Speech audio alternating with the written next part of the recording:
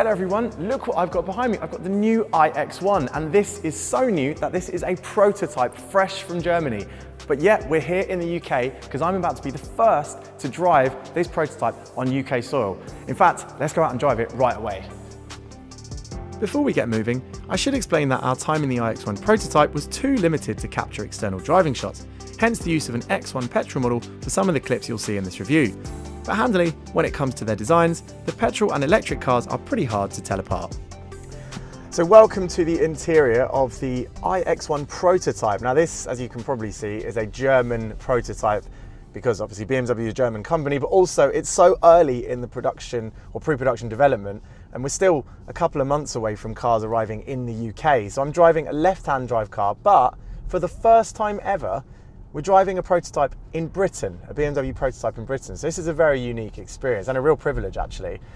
And as I sit in the car now, we're actually now following one of the development engineers who's come over from Germany, and he's probably going to interrupt on the walkie-talkie I have next to me every now and then. So as we learn about this car, he's going to teach us a few factors as well. So I'm going to try and talk you through. Okay, so welcome on board of the all-new full electric iX1. So he was just talking us through the seat massage function, which I already have turned on because when we were waiting for the car, I noticed it in the menu. So essentially this car is going to be a very kitted up version. They want to test, obviously, and develop all of the features on their prototype. So this car comes spec'd up. Now, we don't know exact details yet, but we do know that this car is powered by a twin motor electric setup. The battery and those motors underneath, it's all new stuff developed as part of BMW's, I think now 5th generation EV technology. It also gets the latest in infotainment system, as was mentioned on the walkie-talkie, some posh features like a massage function, and also it has over 300 horsepower and almost 500 Newton meters of torque. So this is a quick machine, and this is a 30 example they call it, so it's an iX1 30. So it's all-wheel drive and it's capable of 60 miles per hour in about 6 seconds. Now we don't know the charging speeds and we don't know the exact performance of the battery when it comes to range and everything. There's a few estimates available and hopefully I'll be able to explain those in another part of this video. But all we know so far is that it's going to be very competitive, and it's being aligned with the XC40 from Volvo, the electric model of that, and other examples from this class, including electric Audis and of course Mercedes models as well, from the small crossover and taller hatchback categories. Now I'll talk you through what I'm feeling, and as I said, we are on this prototype drive and we've only got a short window with the car, so I'm learning as I go. But initial impressions are, I mean, it feels very good. It feels really premium. Lovely thing on the road. Fast, quite fast reacting steering actually initially. It feels like BMW's definitely trying to go with that BMW feeling, a bit of a sportiness. Oh, and we put our foot down, yeah, and there's good acceleration there. Picks up nicely, effortlessly. We have drive modes to play with, of course, and things are different in this car. The systems allow you to change things in a different way. You can still tweak, obviously, the way the accelerator responds and then how the steering is weighted up, but it also affects how the dials and also how your massage function reacts as well. Everything is integrated. There's a lot more integrated actually. So the way the powertrain reacts and then also the way the car interior is all cohesive. You can go into a personal mode, I noticed, which I haven't managed to actually play with properly yet, but it allows you to change the parameters separately. But now I'm in the sport mode and I can feel accelerator pedal is much faster. I think this is on passive suspension now. I can't feel any change in the ride, which is to say it still rides quite nicely. But that's not a surprise. In this category, a smaller SUV category, adaptive damping isn't exactly the norm just yet. It feels like there's really good insulation in here. Clearly, BMW has gone to town on making sure that its first electric X1 model is actually a very refined machine. I mean, here's an unrestricted section. Let's put our foot down. Okay, there's the noise. It's quick, definitely quick. It's going to entertain people. And it now makes that noise a familiar sound from other electric models in the BMW range, including the i4, a car I love. So that's the same sound. There might be some tweaks, but to me it sounds basically like the same electric sound as that car, as the i4. And it sounds pretty good. Immediately it does feel like this car is sportier than other models in this category. I can just feel it's a bit faster on the nose, it's a bit more reactive. The steering's very light. I've got it in sport mode and the steering is still very, very light. this car also has augmented reality for its satellite navigation. But that is interesting because it will no doubt be a direct response to what Mercedes is doing. Now, a lot of us, myself included, as soon as we get in a car, we plug in our phones and we either use Apple CarPlay or Android Auto. I'm guilty of that, I have to admit. But apparently a lot of people still do use a proper inbuilt car satnav system. And so Mercedes has this augmented reality system, which you may be familiar with. It will show you the directions on screen. And BMW now, with this car, has a system to rival it. So when we arrive at a change in direction, or when you're leaving the road you're currently on, it will show you camera footage ahead, and it's really high definition camera footage ahead to rival the Mercedes system, with an arrow pointed where you need to be going live on that image.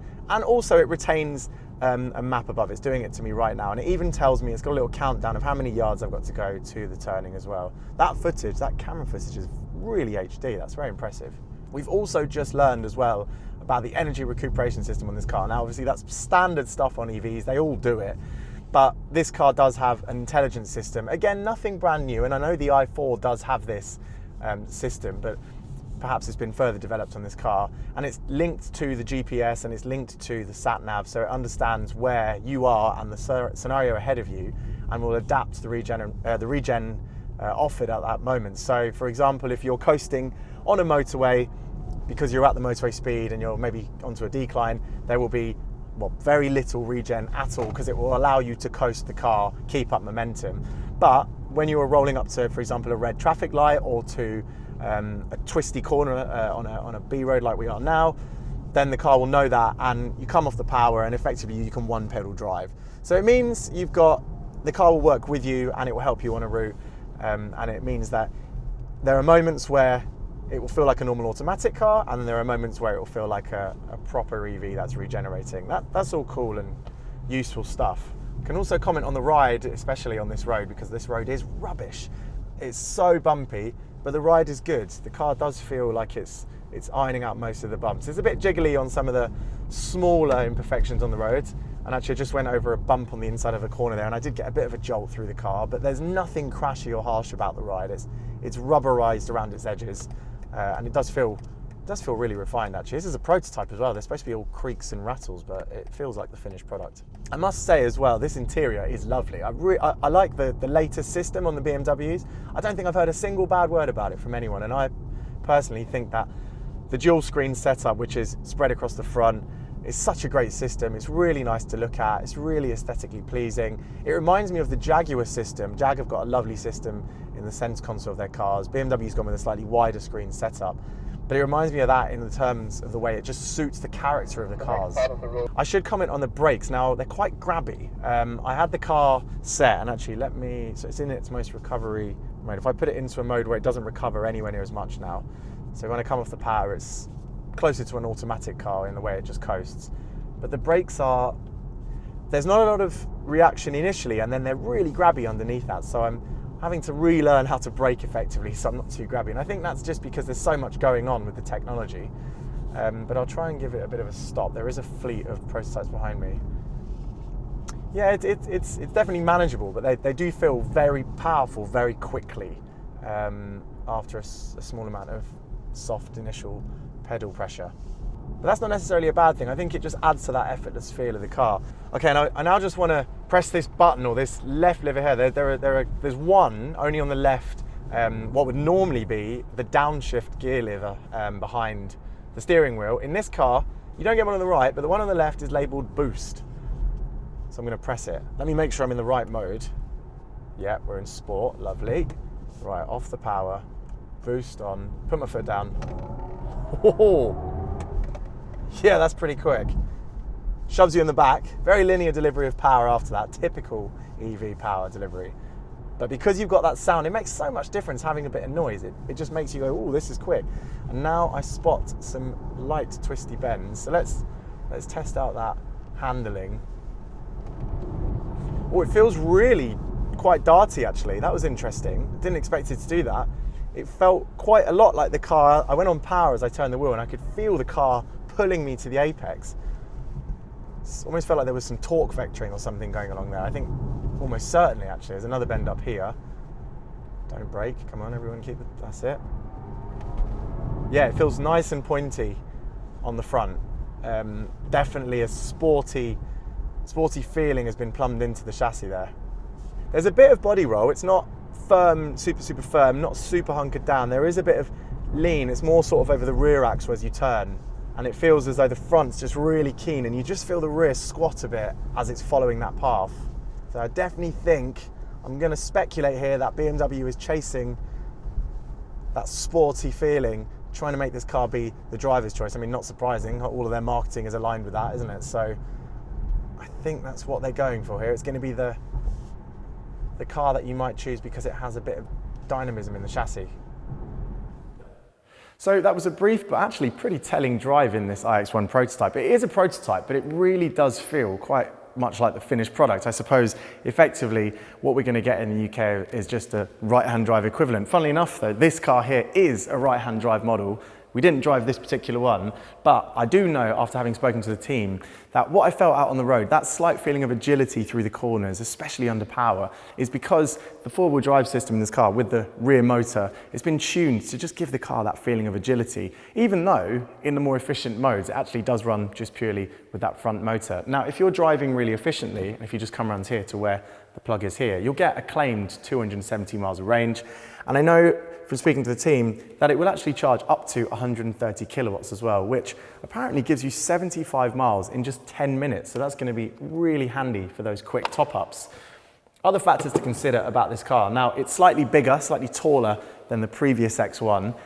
But interestingly, the boot, which opens electronically as standard, it is exactly the same in size as the previous X1, despite the addition of batteries all down here. So it means while it is smaller than the new X1 in petrol form, the boot itself is actually identical to the previous car, which is going to be really, really handy, especially if you're an X1 owner looking to convert to an electric model. And actually, I've just seen under here, there's a decent amount of space anyway, loads of space to hold your cables and stuff. Good room as well. Now in the back, interestingly, the floor has been raised, I'm told, by about an inch because the batteries are now in the floor compared with the petrol model. But I mean, you wouldn't really know it sitting in the back. And if someone hadn't told me, I would have just told you there's a good amount of space in here. Loads and loads of headroom. This car's got a panoramic roof on there. And there's so much headroom above me, loads of room to the side. And in the middle as well, I sat in here a bit earlier and it's pretty spacious again. Of course, the middle seat's narrower, but especially because there's no transmission tunnel and you've got this cutout section down here, it means you can slide your feet through really easily. So it's nice and easy to get in and out of, great access, and also just the fact that the interior feels so airy as well makes it feel pretty spacious, actually. It's quite nice. Now, I've already gone on about how much I like the interior in this car, but let's just have a peek at it again because this is a right-hand drive car. I just think that layout is really nice and clean, but you still have buttons where it matters down on the center console down there. Very nice place to sit indeed. And do you know what, overall, I think the design as well is really nice. What I'm really happy is that they didn't go overboard with changing the electric model compared to the standard car. I think the fact that it looks basically the same is a good thing. We no longer really need to shout about what powertrain we're using. There is an obvious giveaway. I mean, this grille is basically fake, it's all filled in there. But other than that, to most people, this just looks like a normal X1. What do you think? Are you happy that they kept it looking like the other one? Or would you have preferred to have seen a few more symbols on this that it has no petrol engine under the bonnet? Let us know in the comments below. And of course, let us know what you think of the car overall. Do you think this is gonna take down the rivals like that XC40 and co in this segment? Let us know, and of course, like the video if you enjoyed it, and do subscribe. We have more cars coming up very soon. We've been driving other BMWs today, so you'll be seeing more of these on our video channel very soon.